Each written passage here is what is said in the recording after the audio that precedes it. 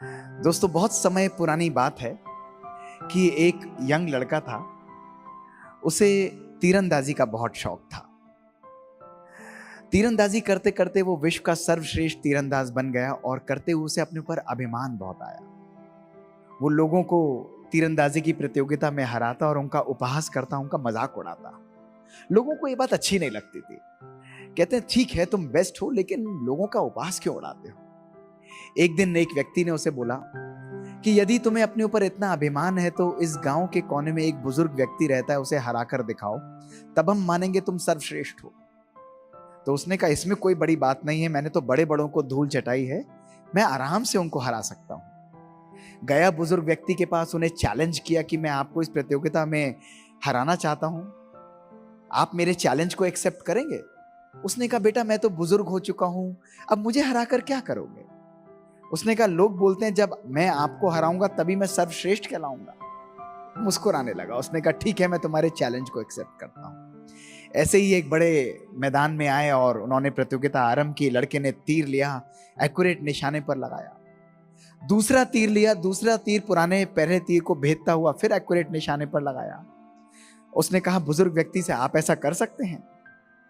बुजुर्ग व्यक्ति ने कांपते हुए हाथों से अपने दो तीर निकाले और एक के बाद इनको अपने कमान पर साध कर उसको आधे समय में करके दिखा दिया और कहा देखो मैंने कर दिया, लेकिन अब जो तुमने कहा मैंने किया, लेकिन अब जो मैं कहूंगा वो तुम्हें करना पड़ेगा। उसने कहा मैं तैयार हूं। बुजुर्ग ने कहा आओ मेरे पीछे। वो उसको गांव के कोने में ले गया। गांव के कोने में दो बड़े बड़े पहाड़ थे, हजारों फीट गहरी खाई थी और उस पहाड़ खाई के ऊपर एक पतला सा पगडंडी सा हिलता हुआ रास्ता जा रहा था जो रस्सियों का बना था। वो झूल रहा था, उस पर पांव रखते ही ऐसा लगा कि कोई गिर जाएगा और वो बुजुर्ग व्यक्ति बड़ी संयमता से, बड़ी सहजता से उसके ऊपर चलने लगा और उससे कहा तुम मेरे पीछे आओ। उस लड़के के माथे पे पसीने। उसने कहा भाई हमारी तो तीरंदाजी की बात हुई थी, ये तुम मुझे कहां ले जा रहे हो। उसने कहा तुम आओ तो सही मेरे पीछे।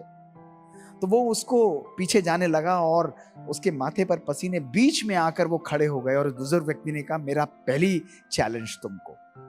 उसने तीर निकाला और निकाल कर एक्यूरेट दो पहाड़ों के बीच में एक पेड़ पर लगाया और कहा बेटा तुम ऐसा कर सकते हो।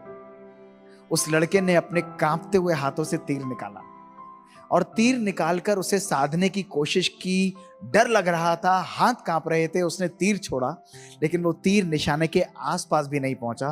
वो खाई में विलीन हो गया, वो निशाने से चूक गया। लड़का हार चुका था।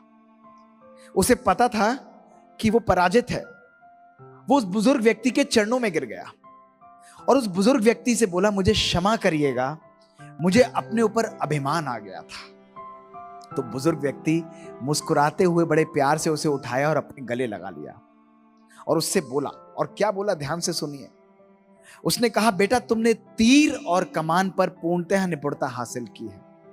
You have perfectly mastered the art of bow and arrow.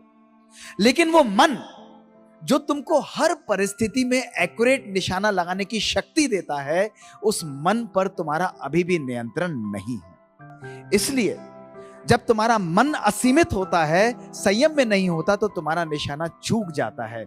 इसलिए अगर विश्व विजेता बनना चाहते हो तो सबसे पहले अपने मन को अपना मित्र बनाते हुए उस पर विजय प्राप्त करो। दोस्तों, तभी कहा गया है कि जब मन हमारा कमजोर होता है तो परिस्थिति हमारे लिए समस्या का रूप ले लेती है। जब मन हमारा सशक्त होता है, जब हम हमारा स्थिर होता है, तो वही परिस्थिति हमारे लिए चुनौती का रूप ले लेती है। और जब मन हमारा सशक्त और पावरफुल होता है तो वही परिस्थिति हमारे लिए अवसर का रूप ले लेती है। सारा खेल दोस्तों हमारे जीवन में हमारे मन का है।